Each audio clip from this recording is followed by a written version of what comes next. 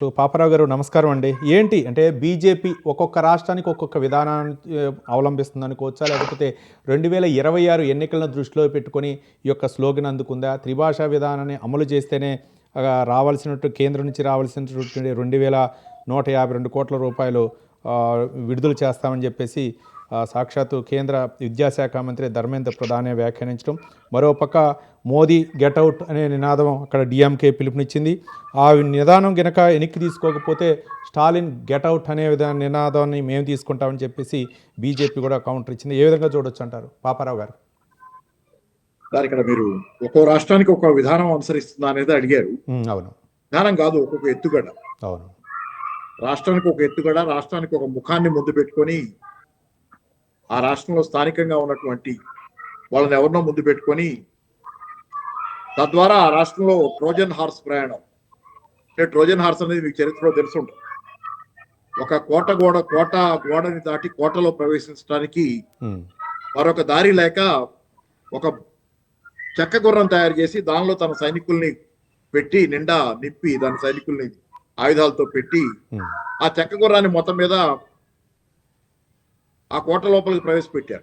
తర్వాత ఆ చెక్క గుర్రంలో కోటలో దూరుస్తారు శత్రు సైనికులు కోటలు.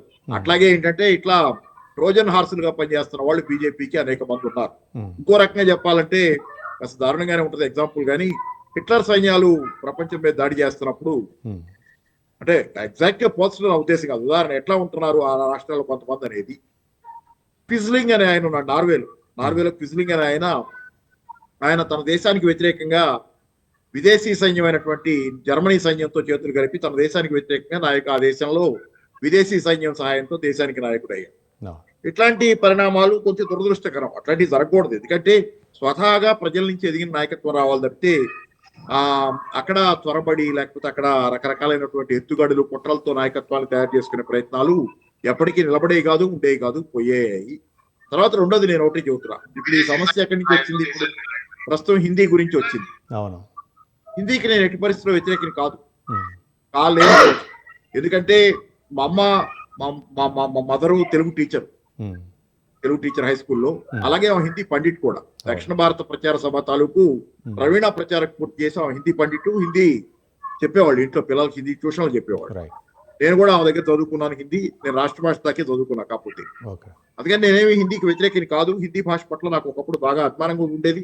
పాటలు వింటే కానీ హిందీ సినిమాలు చూడటం కూడా ఉండేది. కానీ నేను స్వతహాగా ఓటు కాకపోతే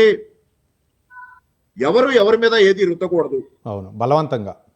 అసలు ఆ మాటకు వస్తే తమిళనాడులో కూడా ఇప్పుడు ఎక్కడైతే యాంటీ మోడీ గెట్అవుట్ అని హిందీ రుద్దద్దని మా మీద అంటున్నారో, ఆ తమిళనాడులో చాలా మంది బ్రహ్మాండమైన హిందీ వచ్చిన వాళ్ళు ఉంటారు. కానీ దాని అర్థం ఎవరో వచ్చి మన మీద ఉంటారు. స్వతంత్రంగా స్వేచ్ఛగా మనం నేర్చుకుంటాం. అలాగే మన భాష పట్ల మనకి ప్రేమ ఉంటుంది. తెలుగు ఉంది, తెలుగు నాకు బాగా మాట్లాడాలి, తెలుగు బాగా రాకపోతే మిగతా ఏమి రావు నాకు. అసలు స్వతహాగా సిద్ధాంతం ఏంటంటే మాతృభాష సరిగా రాని వాడికి ఇతర భాషలు రావు. మాతృభాష ఒక భాష బాగా వస్తేనే ఇతరత్ర వేరే భాషలు కూడా వాళ్ళు నేర్చుకోగలరు బాగా. కాబట్టి నాకేమీ యాంటీ హిందీ ఇది లేదు. కానీ ఎవరైనా రుద్దటానికి వస్తే మాత్రం ఖచ్చితంగా దాన్ని ప్రతిఘటించి తీరతారు. ఉదాహరణ చెబుతా. చరిత్రలో నేను చూసింది. నేను గతంలో కమ్యూనిస్టు పార్టీ నుంచి వచ్చిన వాడిగా, కమ్యూనిస్ట్ భావాలు ఇప్పటికీ ఉన్నాయి కానీ పార్టీలు లేవు, వచ్చిన వాడిగా నా అనుభవాల్లో నేను చెప్పేది ఏంటంటే, రష్యా ఉన్న కాలంలో, సోవియట్ యూనియన్ ఉన్న కాలంలో రష్యన్ భాషని ఆ దేశంలో అనేక భాషలు ఉన్నాయి. చాలా భాషలు ఉన్నాయి. భారతదేశంలో అలాగా భిన్నమైన భాషలు ఉన్న దేశం. కానీ రష్యా భాష అన్నిటికంటే రష్యన్లు ఆధిపత్యం, ఎక్కువ మంది వాళ్ళు ఉండేవాళ్ళు. రష్యా భాషది ఆ దేశంలో కొంత పైచేయిగా ఉండేది ఇక్కడ హిందీ లాగా. కానీ ఆ రష్యా భాషని కమ్యూనిస్ట్ నాయకత్వం అన్ని ప్రాంతాల్లో, దేశంలోని అన్ని రాష్ట్రాల్లో మళ్ళాగా చెప్పుకోవాలంటే దాన్ని రుద్దాలని ప్రయత్నం చేసింది. రష్యన్ భాషను రుద్దాలని విపరీతంగా ప్రయత్నం చేసింది, మిగతా భాషల్ని పణంగా పెట్టి. దాంతో రష్యా భాష వ్యతిరేకత పెరిగి ఆయా రాష్ట్రాల్లో స్థానిక భాషలు మరింతగా పెరిగింది. రష్యన్ భాషను వాళ్ళు ఎంత రుద్దాలని చూశారో స్థానిక భాషల మీద అభిమానం వాళ్ళకి అంతగా పెరిగింది ఆ ప్రజలకి. రష్యా సోవియట్ యూనియన్ విచ్ఛిన్నం వెనక చిన్నదో పెద్దదో ఒక కారణం, రష్యన్ భాషను రుద్దే ప్రయత్నం కూడా రష్యా జాతి అనేది మా మీద ఆధిపత్యం చేస్తుంది మిగతా జాతుల మీద అనేది కూడా ఒక కారణం. కాబట్టి ఏంటంటే ఇప్పుడు వీళ్ళు ఇక్కడ హిందీ హిందూస్థాన్ అనే నినాదం లాగా వీళ్ళకు ఉంది. రైట్ అది పూర్తిగా మంచిది కాదు. ఎవరికైనా అభిమానం ఉంటది సొంత భాష మీద, రైట్ సొంత దేశం మీద అభిమానం ఉంటాయి. కానీ ఒకళ్ళు బలవంతం ఒక ప్రాంతం ఇంకో ప్రాంతం మీద, దేశం మీద, Right. దేశంలో కల్చరల్ ఇంపీరియలిజం ఇది, అవును సాంస్కృతిక సామ్రాజ్యవాదం. ఉదాహరణ తెలంగాణ సపరేట్ ఎందుకైంది? అవును సాంస్కృతికంగా ఆంధ్ర ప్రాంతం వాళ్ళు తెలుగు భాషని, మా తెలుగు భాషని, తెలంగాణ భాషని అవును. అణిచేస్తున్నారనే ఫీలింగ్ తో తెలంగాణ ప్రజలు అవును ప్రశ్నించడం, ఎదురు తిరగటం మొదలైంది. అస్తిత్వం అదే తిరుగుబాటు కారణమైంది. అదే తెలంగాణ సపరేట్ అవడానికి కూడా మెయిన్ రీజన్ గా అది కూడా ఉంది.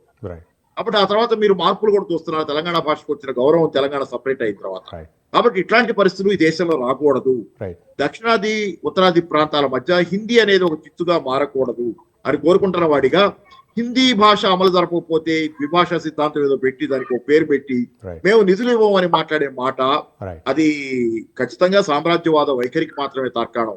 దానికి నిధులకి పెట్టకండి లింకు, రైట్ దానికి ఉద్యోగాలకు లింక్ పెట్టకండి. నేర్చుకోమని చెప్పండి, అందరం నేర్చుకుంటాం. దక్షిణ భారత హిందీ ప్రచార సభ హెడ్ క్వార్టర్స్ చెన్నైలోనే ఉంది. రైట్ అందరం నేను నేర్చుకున్నా, చెప్పా కదా, రాష్ట్ర భాష దాకా అవును చదువుకున్నాను. అంతేగాని మీరు దాన్ని ఏదో డబ్బులతో ముడిపెట్టి మీకు డబ్బులు ఇవ్వాలంటే మా నేర్చుకుంటాం. ఇది ఎవడబ్బో సొమ్ము కాదది. రైట్ రాష్ట్రాలకి వీళ్ళు పన్నులు కడుతున్నారు, రావాల్సిన వాటా రాజ్యాంగబద్ధంగా ఉంది.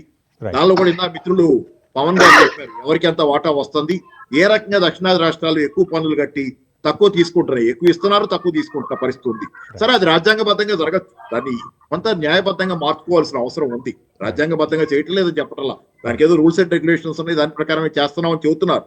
రైట్ అలాగే సెస్లు సర్చార్జీలు వేసి విపరీతంగా ఫిస్కల్ ఫెడరలిజాన్ని, ఏదైతే రాష్ట్రాలకి నిజంగా రావాలో పన్నుల వాటా అది రాకుండా చేస్తున్నారు. రైట్ అంటే అన్ని అది కూడా రాజ్యాంగబద్ధంగానే చేస్తున్నారు. సెస్లు సర్చార్జీలు హక్కుని దుర్వినియోగం చేస్తున్నారు. Right. ఈ పద్ధతులన్నీ మారాలి. Right. లేకపోయేటట్లయితే ఇప్పటికే ప్రశ్నలు పెరుగుతున్నాయి దక్షిణాదిలో, Right. ఉత్తరాది పట్ల వైముఖ్యం వ్యతిరేకత వస్తున్నాయి. రాకూడదు. భారతదేశం ఉమ్మడిగా ఉంటేనే భారతదేశానికి బలం. ప్రపంచంలో ఎక్కడైనా మనం నలుగురు ముందు గట్టిగా మాట్లాడగలగాలన్నా, నిలబడగలగాలన్నా ఉమ్మడిగా ఉండాలి. దేశం ఉమ్మడిగా అభివృద్ధి చెందాలి. రైట్ దీనిలో ఒకళ్ళ మీద ఒకళ్ళ ఆధిపత్య ధోరణి అనేది మంచిది కాదు. రైట్ కల్చరల్ ఇంపీరియలిజం గా వచ్చేది అసలు మంచిది కాదు. ప్రజల్లో తిరుగుబాటు వస్తుంది. రైట్ ఆ మాటకు వస్తే ఈ మధ్య కాలంలో డిఎంకేని మీరు ఏమి బలహీనపరచలేకపోయారు. పోయి అక్కడ ద్రవిడ ఉద్యమం ఉన్న చోట రైట్ ఈ మధ్య జరిగిన బై ఎలక్షన్స్ లో కూడా డిఎంకే గెలిచింది. మన ఒక చోట జరిగితే తమిళనాడులో. సో ఇది మంచి పద్ధతి కాదు. ఎవరికి చెప్పినా హిందీ Right. నేర్చుకోమనండి, నేర్చుకుంటాం. నాకు కూడా కానీ బలవంతంగా రుద్దొద్దు అంటారు. రైట్ ఒకళ్ళ మీద రైట్ రుద్దడానికి ఏ భాష, ఆ మాటకి తెలుగు భాష కూడా ఇంకోళ్ళ మీద రుద్దడానికి నేను వ్యతిరేకం. రైట్